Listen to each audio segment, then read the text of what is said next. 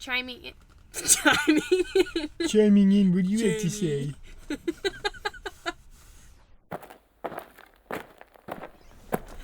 We're terrible at this. Hey everyone, thanks for joining us for episode 2 of Ellie on the AT. Today we're going to talk about how we eased Ellie into backcountry living. Last episode, episode 1, is talking about how you can ease a baby into the outdoor field just from things you can do at home and how you can prepare yourselves and why we decided to thru hike the AT when we did. Now that those topics have been covered, we'd love to dive into the different steps you can take to going on a full thru hike with a baby. Or maybe your goal isn't to go on a thru hike, but maybe you want to do a week-long trip. And so we hope that the tips that we're going to give you today, based on our experience, that they'll work for you like they worked for us. So, as you can see, we're back in our van. We were hoping to record outside today, but it is raining. You probably can't tell, but it's raining. So we're in the van again. Ellie is sitting here so nice and perfect because she is looking at my phone. We're such good, awesome outdoor parents, and we never put our child in front of an iPad or Dory or anything like that. Childhood plugged in. She's plugged in right now. But anyways, so like Becca said, we wanted to talk about things that we did to get ourselves ready for the backcountry lifestyle with a baby and get our baby ready for backcountry lifestyle. First and foremost, we were ready for backcountry lifestyle. We had a lot of hours, a lot of days, weeks, and months in the backcountry, whether it was rafting or kayaking or backpacking or mountaineering. We had a lot of experience so that when we threw a baby into the mix, it wasn't a matter of getting ourselves used to being in the backcountry. So things like cooking and filtering water and how and where to use the bathroom, that was all normal and comfortable to us. So first and foremost, before you drag your baby out there, have yourself ready and know what you're doing so that it's not a shock for you when you get out there. Second, just start small. Once you are comfortable yourself and it's time to try taking your tot out on some sort of adventure, just start small and ease them into it. Like with anything with a baby, if you shock them, it doesn't matter what it is. They're probably not going to love it very much. So unless you've just got a rad baby that's just ready to go skydiving at the age of 6 weeks or something. But that was not weird at all. So to ease her in, we just started out with hiking. Just from a very young age, she was going on walks on local greenways and whatnot, and then started to take her into the backpack or in an ergo carrier or something like that on just short, nice, easy hikes. Started out easy in all sorts of various weather conditions: cold, hot, rainy, sunny. Just getting her used to the varying conditions that being outside in the backcountry can provide.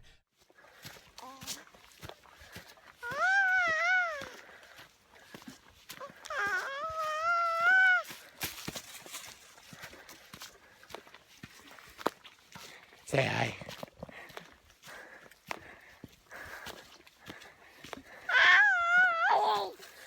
Yes! Up outside! So started out small with hikes and then built up a little bit to longer hikes. And so, again, just like we were carrying her around at home, carrying her around in a backpack outside, putting her in the dirt to play and figure out that it's okay to get dirty and play with rocks and sticks and things. Just getting her used to that so that it's normal, so that when we did jump into full-time backcountry living, it wasn't abnormal for her. It wasn't abnormal for us. The adjustment was putting backcountry living and parenting together for us, and that didn't take too terribly long to get used to. Yeah, so after we felt comfortable with taking her on day trips, we decided to jump up to the next level, which would be car camping or glamping, as some people like to say. Glamping's awesome. It is really fun and really awesome. So we have a little pop-up camper that we took with us to the Ocoee River, and we Family tradition. We do every year. And so we spent 3 nights and 4 days car camping there. And when you go car camping, you can take anything from the house that you want to that will fit inside the car. And so we were able to take the comforts of home, and really all you're doing is you're just getting used to sleeping outside and spending the full day outside and being away from home. And so that's an awesome introduction. And so we did that for a long weekend trip, and we felt really great about that trip. We had a really positive experience. I mean, we did have a lot of good things going for us. The weather was great. We had some friends there too, but we had a really awesome experience. So great that we felt comfortable enough to bump it up to what we would say is the next level, which we like to call half packing. Yeah.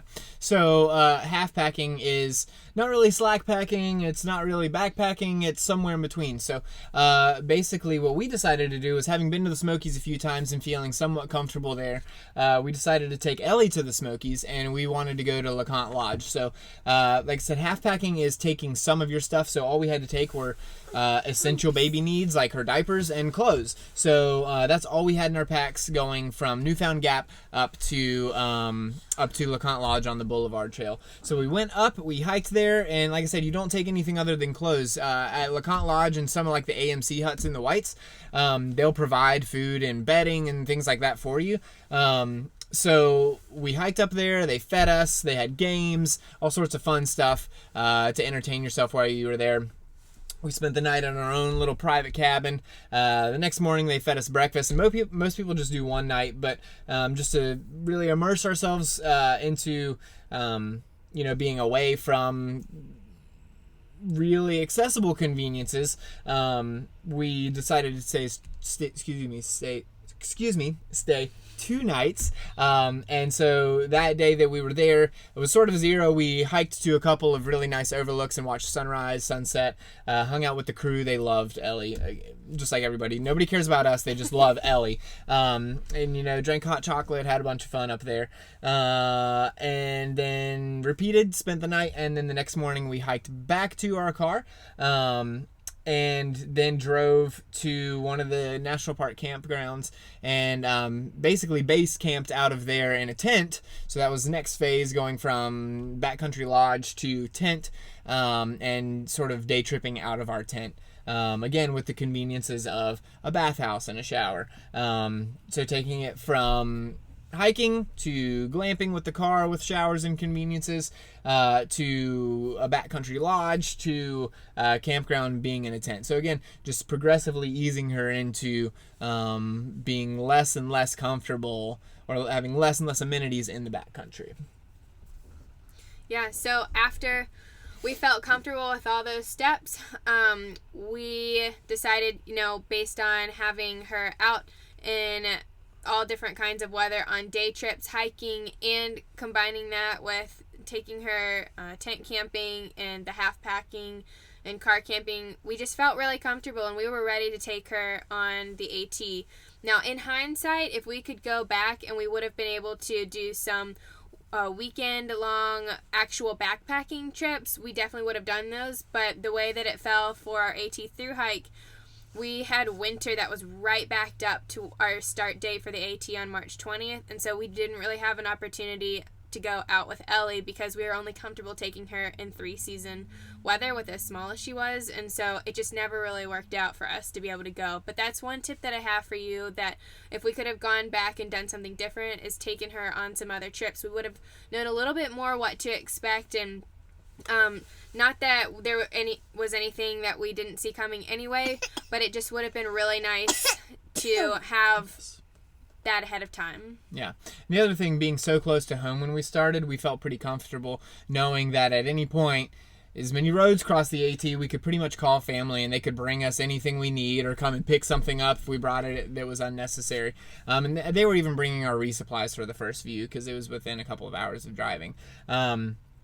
So if, we decided, we didn't need this much of X, Y, or Z, we could send it home. And that first week was pretty cold, so we actually had an extra down quilt to throw over us. And once we saw, looking ahead at the weather, that we were in the clear, we didn't need 2 sleeping quilts anymore, we sent one of them home. So really our first 2 weeks we were able to shake down really easily, having family pretty close by and friends close by.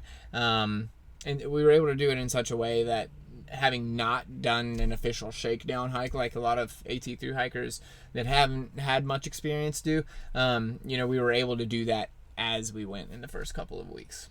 Yeah.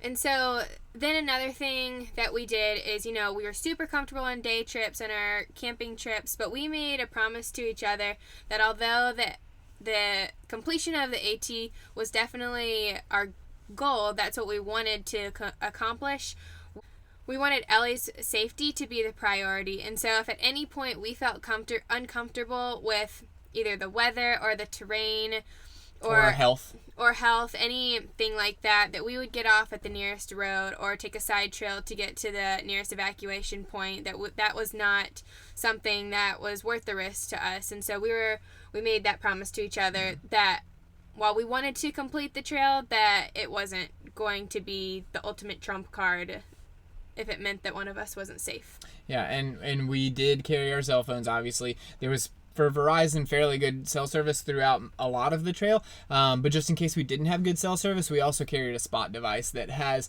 an emergency beacon if it's really, really bad, like life-threatening, we could use, but also just like, hey, it's not an emergency, but we need a little bit of assistance. So we had that with us just in case we did need to get picked out of the field. Thankfully, we took that on all of our trips, not just our through hike. We took it on our day trips as well. It's something that I recommend because you never know when and where you're not going to have phone service. Yeah, very helpful. Thank you guys so much for watching episode 2. We hope that you learned a lot from it. You can find us at Instagram. Our handle is thedirtbagbaby. Also, if you don't mind, it helps us out a ton if you guys go ahead and like and subscribe to our channel. And then also add comments below. We'll do our best to answer those questions, whether in the comment thread or, your questions may fuel other videos. Questions and reaching out to us from you guys will fuel content and allow us to keep making videos. So stay in touch with us. We love communicating and being a resource for families. And yeah, we appreciate the support. Thank you.